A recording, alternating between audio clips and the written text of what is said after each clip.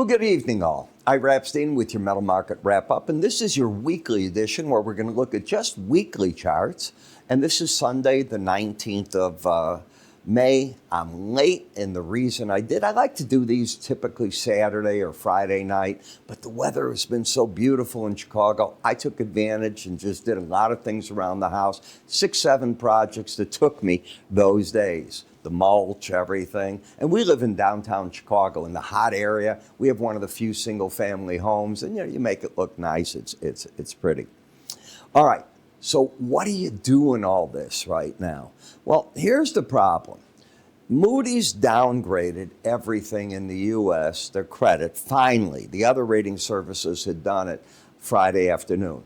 That has set off the markets to initially lower prices. Don't know if it'll keep it there or not, but that's what it's done. And as they're talking, they're saying the U.S. is not going to make progress on spending. I agree. The U.S. is going to cut taxes. I agree. It's going to give more SALT benefit. I agree. It's going to cut Social Security at certain levels, or try to. I agree with that. Removing some of the tip tax. I agree with that. Where are the cuts in spending? That becomes the big issue. The Trump bet is that all that he is doing can overcome that via income coming in greater than needed so that the deficit doesn't expand once his programs get in place. What else could it be? I mean, things are following his agenda. He's either right or he's very wrong. And if he's wrong, we're all in trouble with that. The other thing I want to bring up, let's take a look at the news that's coming out. You have the Conference Board leading economic indicators. As you know, credit cut here. President Trump tomorrow and Putin are scheduled for a phone call. I think this is the measurement call. Trump either gets fed up with Putin and doesn't buy into the rationale that's going on. 273 drones today hit Ukraine, the largest amount ever in one day from Russia. Does that sound to you at all like Putin, after the meeting on Friday, wants to tone things down? If you do, I guess we're coming from different schools of thought, because I don't see that as being the case. And where these drones are hitting are primarily cities, the civilians.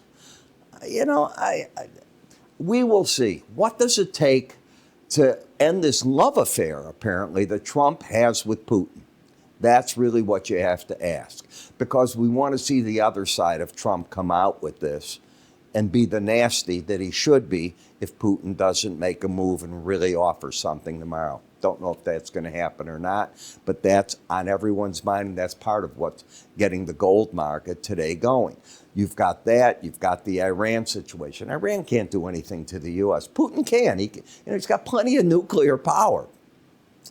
I don't think it'll come to that, but I think the key is that Trump has to join the EU and the UK in their idea of financially really doing everything they possibly can, short of troops on the ground, to hurt the finances of the oil and maybe even the grain in some manner that that Putin is calling on for money.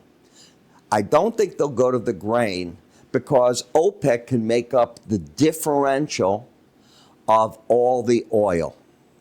And that is very possible that Russia is putting out there. And who's buying that oil from Russia?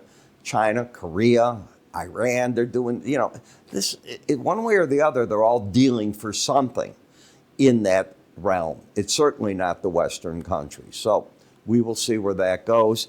Energy tonight started lower. It's all come back. There's a lot of worries here as to what this all means. So as we take a look at gold, it's slipping a little bit. Okay. So on a monthly basis, it's down 1.8%. Okay, we're only mid-month, but actually 2/3 of the way in the month. And that's where you're at right now. The weekly charts, that's not friendly. You have lower highs, lower lows.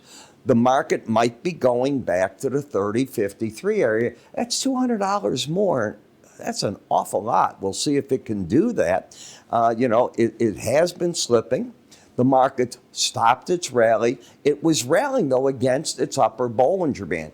You cannot say the Bollinger Band stopped this rally. You can say it rode the Bollinger Band all the way up in combination with an embedded slow stochastic. And if you've taken my course on enhanced Bollinger Bands, it explains how to ride it with the slow stochastic from my point of view.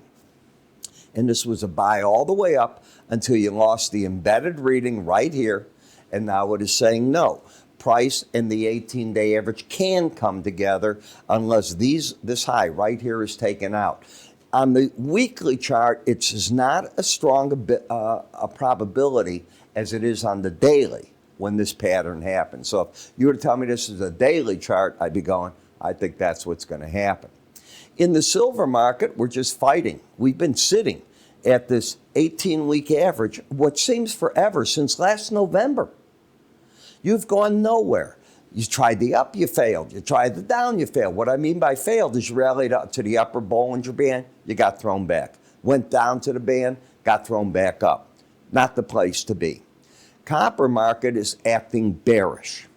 It has lower highs, lower lows. It's under the 18-day average until this high is taken out. Be careful. This market could still project down to the 416, 413 level.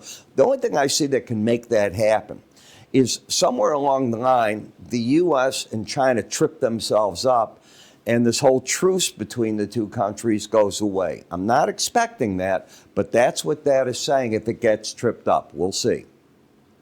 In the platinum market, looks to me like you want to go higher. It's held very nicely, the combination of the 100-week and the 18-week. It's strange that this wants to go higher and copper wants to go lower. And last, in the dollar index, you just lost your bearish momentum in the markets. This happened a week ago. You closed right here on the 16th, and you lost the bearish embedded reading. It sounds so far ago. That was last Friday. And you haven't gained it back so far. Until it gains it back, you got to be a bit cautious here. But rallies, if it does rally, these are the objectives in the market I'd look for if it rallies, and they begin in the 102.60 area. We'll see. I'm still bearish on the dollar at this point, not looking for a big rally right here if the 5-year, if the 30-year bond goes over 5%. That's what I was trying to say. I want to remind you all that our natural gas report goes off our website tomorrow. So if you're a natural gas trader, it's a special report on it. You go to iraepstein.com. I cover price counts. I cover weekly, daily charts. I cover seasonality in many ways. I look at 5-year, 15, 25 years. What has the market done at this time of the year? It's really important. iraepstein.com. There's icons up here. You can click away. With that, I'm Ira Epstein. Have yourself a great weekend.